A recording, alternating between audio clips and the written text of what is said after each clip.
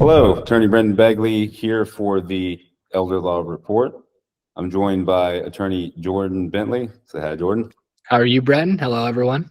I'm doing very well. Today, we're going to talk about avoiding probate, which is an incredibly important topic because of the risks that probate faces to our money and property, and I mean, quite honestly, to our sanity if we're going through the process as an heir.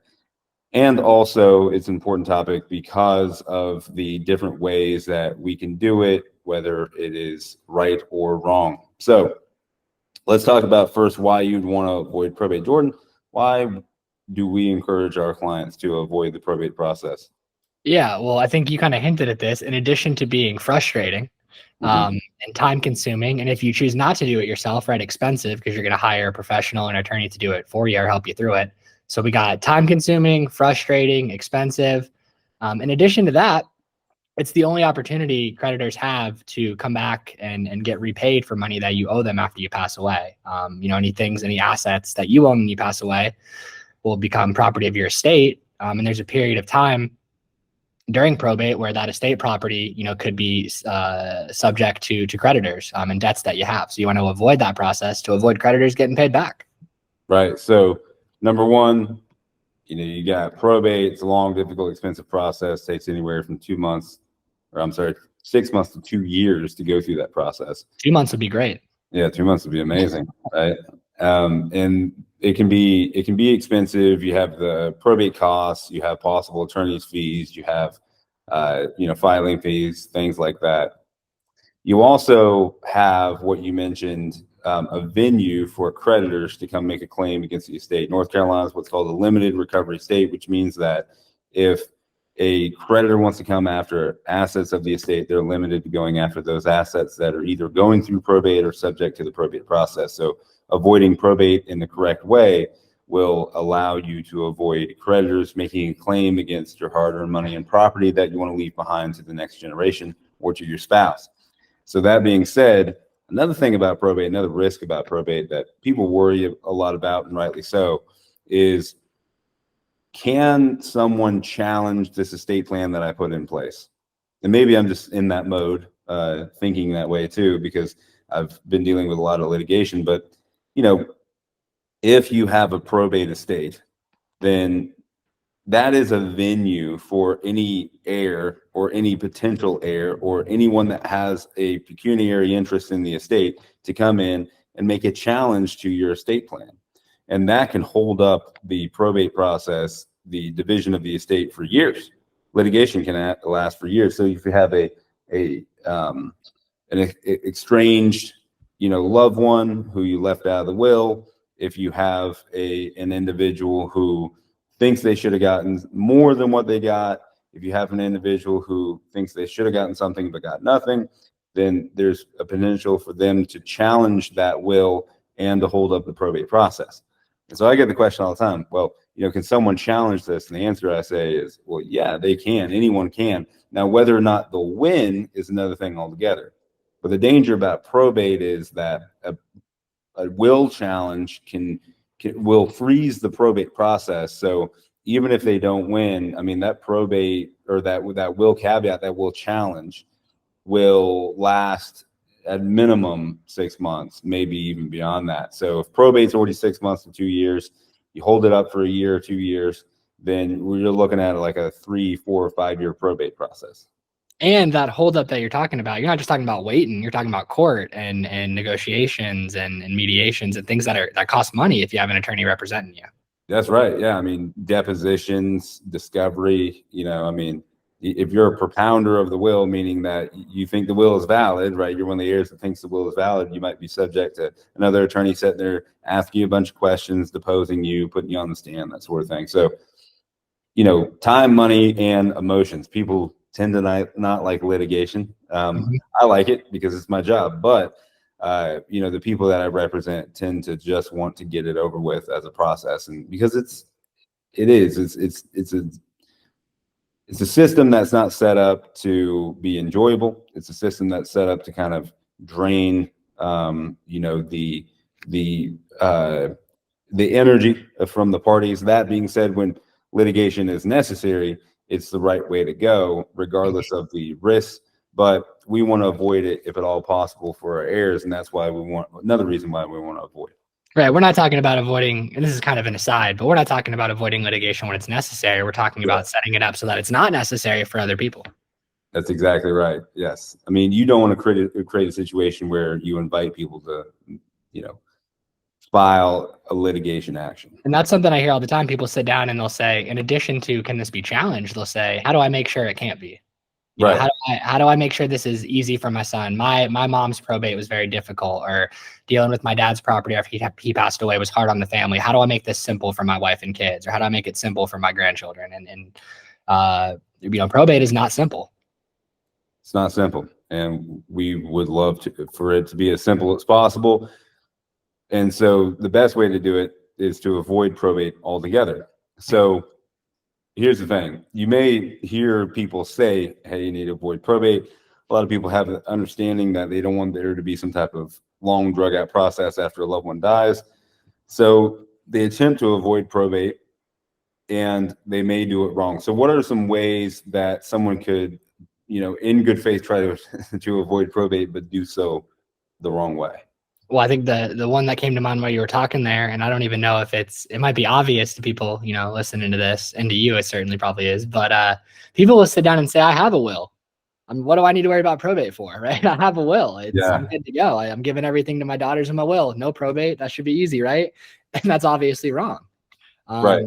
A will is literally just a guide or your instructions for your executor, for your people through probate. So what you're saying is the will is not going to keep you out of probate. No, a will is filing that will, right, is one of the first steps of the probate process. Right. Exactly. So having a will, while is necessary and while it's a good thing to have, is not what you need to avoid probate. So that'd be the first and biggest misconception, I think. Yes, absolutely. I'm glad you mentioned that, because a lot of people think, hey, I have a will, I'm good to go, no probate necessary. But a will is just a guide through the probate process, as you alluded to. And really, if all you have is the will, then you're basically guaranteed to go through the probate process. Yeah, you're not avoiding it. You're setting people up to do it. Yeah. Yeah. So the other one that I see that is a main, failure in an attempt to avoid probate, but you're basically out of the frying pan into the fire, is transferring assets during your life to a loved one, like a child, right? So gifting assets. So people ask me all the time, well, why might gifting be an issue? If I'm trying to avoid probate, that really accomplishes that goal. So why can't I give my home to my children during my life and it's in their name when I die? So no probate, right? So it seems like problem solved. But there are some issues with just transferring ownership to the property, right? Like, if you give your house to your kid and they get divorced, get sued, go bankrupt, or pass away, there goes the house. Certainly. So while I think you're talking about just outright transferring stuff, getting it out of your name, giving it to people, changing the name on the account, changing the deed on the property.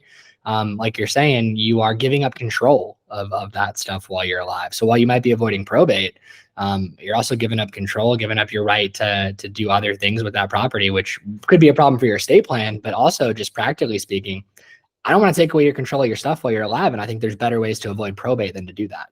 That's right. That's right. And if your loved one, whoever you give it to, has a spouse and it's real property, the spouse has to sign off on anything they do. So you might be saying, hey, I gave it to my daughter or my son for safekeeping. They're going to do exactly what I want. They'll sell it if I want. They'll, get the equity out if I want.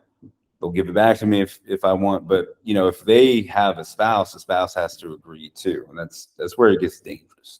Mm-hmm. The other thing is that you have a look back period for Medicaid. We haven't really talked about Medicaid throughout this whole thing. So I heard you hinting at that. I didn't know if you wanted to jump down the Medicaid rabbit hole, but yeah, if you're planning for some type of benefit to pay for long-term care, just getting rid of assets, getting them out of your name, while would avoid probate, yes, is potentially detrimental to some type of benefits planning. Right, exactly. Because if you need to pay for long-term care, there's a couple ways to do it. It's very expensive. And one of the main ways is to qualify for a benefit to pay for the care. When it comes to long-term care Medicaid, you can own assets and still qualify. But the problem that people have is that they want to get assets out of their name to avoid the Medicaid clawback or Medicaid estate recovery.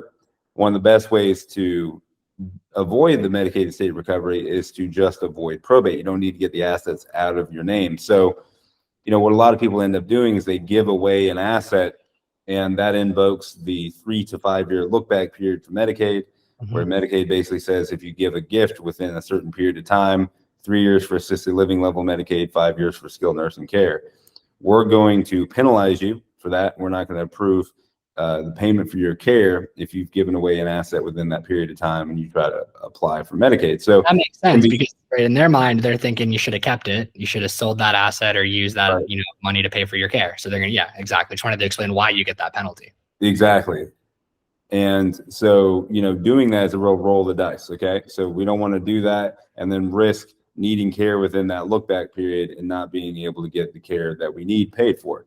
So giving away the property, not a good solution. So what is a good solution? How can we make sure we keep the property in somebody's name under their control for the rest of their life and still avoid probate with, let's say, their home? So with most of your assets, that I'm going to answer that, I just think before I should say, with most of your assets, right, things other than your home, checking accounts, savings accounts, life insurance, things like that, you can name a beneficiary on them, right? And it passes to that person automatically. Right. You can do a similar, a similar setup with your home. With any property, you can do something called a ladybird deed or an enhanced life estate deed, where you're naming someone as a remainderman or a future interest holder, basically a beneficiary on that property, and they're gonna, acquire it or own it automatically when you pass away, similar to how a beneficiary would receive a checking account or something like that.